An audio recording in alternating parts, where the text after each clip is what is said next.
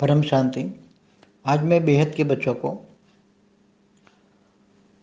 महाकाल प्रलय में महाशिव महाकाल बन के अनंत कोटि ब्रह्मांडों को अपने रोम रोम में समा लेता है, उसकी पूरी प्रोसेस बताना चाहता हूँ कि जब महाशिव में अंदर परम लाइट होती हैं, 8 से 12 कला के महाशिव के पास पावर होती हैं। अलग अलग कैटेगरी के महाशिव है, अलग अलग कैटेगरी की पावर वाले महाशिव हैं।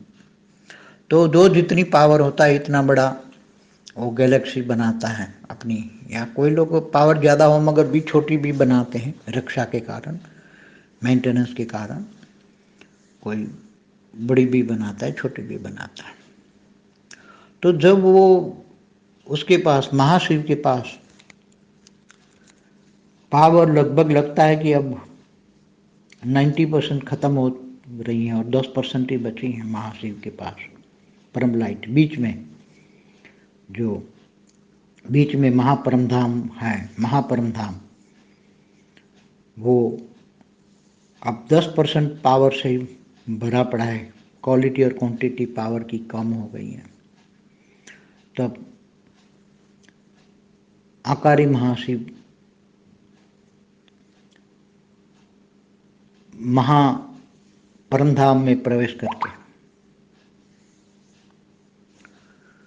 पूरा एक जोरदार संकल्प करके, विराट रूप धारण करके, इतनी ग्रेविटी पैदा करके पूरी गैलेक्सी, जो समझो कि 1 लाख प्रकाश वर्ष की हो या 1.5 लाख प्रकाश वर्ष की हो या 50,000 प्रकाश वर्ष की हो या 10,000 प्रकाश वर्ष की हो, जितनी भी हैं वो हर कोई महाशिव महाकाल बन के अंतिम समय में जब पावर खत्म हो जाता है तो पूरी की पूरी गैलेक्सी अपने अंदर ग्रेविटी से खींच के, ग्रेविटी पावर क्रिएट करके, वैसे तो उसकी ग्रेविटी से सारे सोलर सिस्टम, पूरे अनंत कोटि ब्रह्मांड चलते ही हैं। अरबों सोलर सिस्टम माना अरबों ब्रह्मांड चलते ही हैं। मगर जब उसमें लगता है कि मेरे पास अब पावर बहुत वेस्ट हो गई है, 10% ही बची हैं, 90% पावर मेंटेनेंस में चली गई है, और अभी जैसे महाशिव को लगता है कि अपना महाशिव का 10,000 साल मेरा भी हो गया है, तो महाशिव का 10,000 साल माना समझ सकते हो कि महाशिव की एक पल बराबर ब्रह्मा का 100 साल। तो जो जितने अनंत कोटि ब्रह्मांडे हैं, जो उसकी रचना है, महाशिव की रचना है, अनंत कोटि माना अरबों शिव है महाशिव की रचना, तो वो सबको वाइंड अप कर लेता है, सबको ही वाइंड अप कर लेता है। तो इतनी वो परम लाइट से ही खींच लेता है। उसके अंदर 10% जो परम लाइट बची हैं उनसे ग्रेविटी इतनी पैदा करता है, वो ग्रेविटी से खींच लेता है, और वो 10% परम लाइट की ग्रेविटी से पूरे ब्रह्मांड को, तो उसके अंदर ब्रह्मांड के अंदर जो 5 तत्व वाला भी, क्योंकि जब वो पूरे अरबों सोलर सिस्टम को खींचेगा तो अरबों सोलर सिस्टम के अंदर सूर्य एक तत्व हो गया।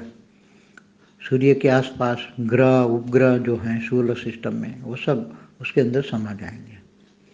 तो ये जो ग्रह और उपग्रहों में तो जो स्थूल तत्व है, मिट्टी तत्व भी हैं, जल तत्व भी हैं, तो सब उसके अंदर समा जाएंगे। तो वो पहले जलाने के लिए, इनको जलाने के लिए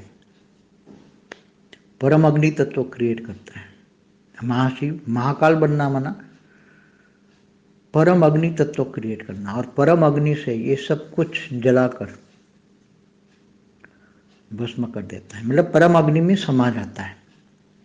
अग्नि तत्व में जलाते हैं तो उसको जलाकर भस्म बोलते हैं, मगर परम अग्नि में ये कन्वर्ट हो जाए, सारा जो स्थूल जमीन, जो 5 तत्व वाली जो गैलेक्सी थी, आकाश गंगा थी या महाब्रह्मांड था, वो सारा का सारा परम अग्नि में परिवर्तन हो जाता है।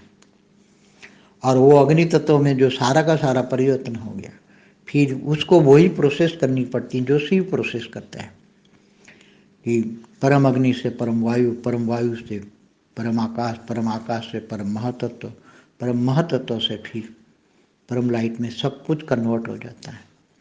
तब तक ये महाशिव भी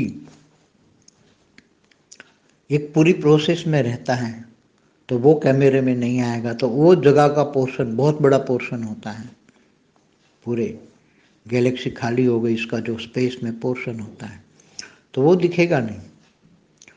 और वो पूरी महाशिव महाकाल बन के जो पूरी गैलेक्सी को वाइंड अप करने की जो प्रोसेस में है, वो भी नहीं दिखेगा, कैमरे में नहीं आएगा, स्थूल तत्व वाले स्पेस में नहीं आएगा। स्थूल तत्वों में जो स्पेस में जो बड़े बड़े लगाए हैं, जो कैमरे लगाए, उसमें नहीं आएगा।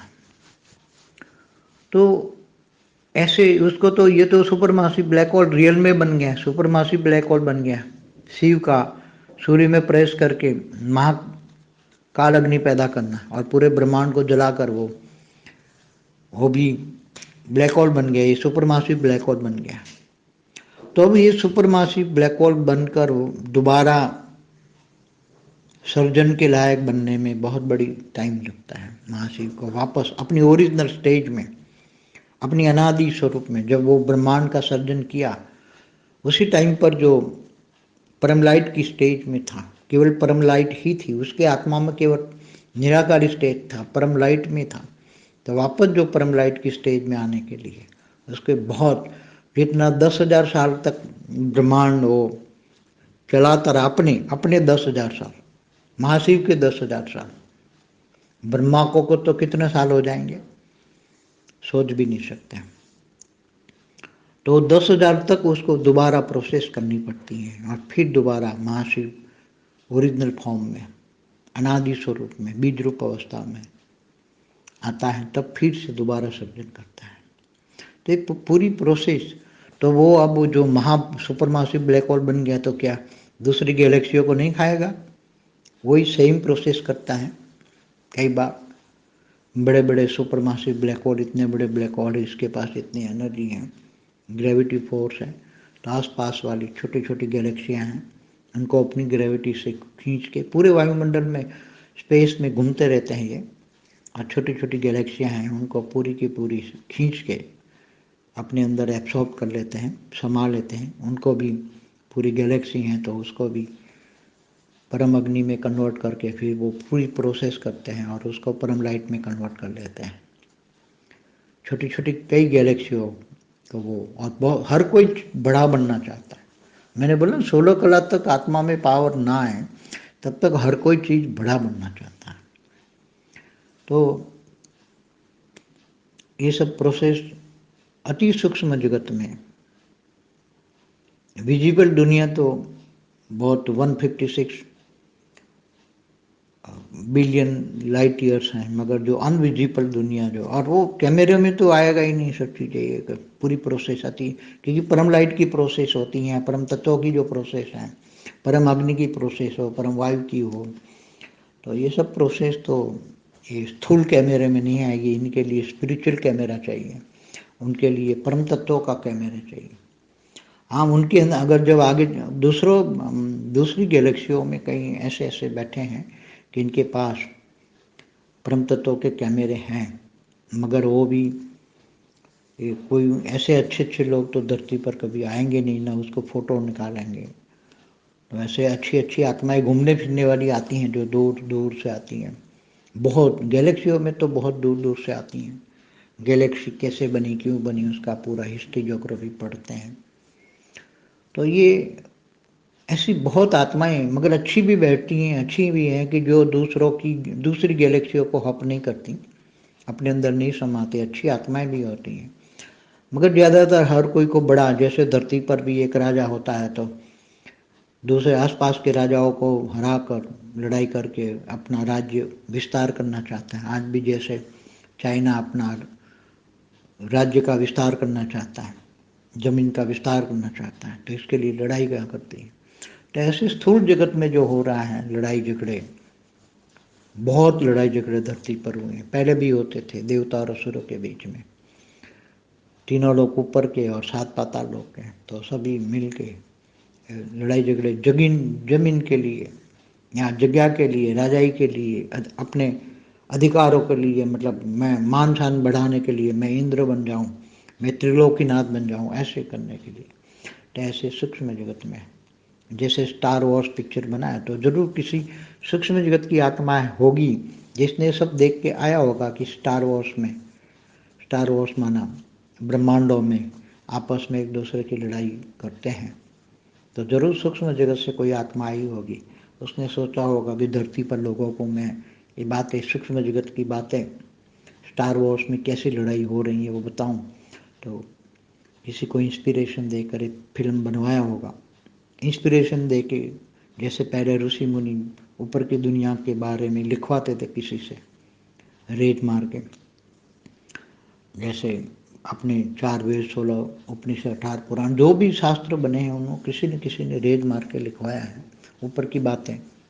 जो ऊपर की बातों में सब सूक्ष्म की बातें जो लिखवाते हैं, तो कोई ना कोई लिखवाने वाला सूक्ष्म जगत से घूम कर आए, उसको नॉलेज है तो वो लिखवाता है। तो ऐसी तरह आज भी बड़े बड़े वायुमंडल में सुपरमासिव ब्लैक होल पड़े हैं जिसकी फोटो भी नहीं निकाल सकता स्थूल कैमरे।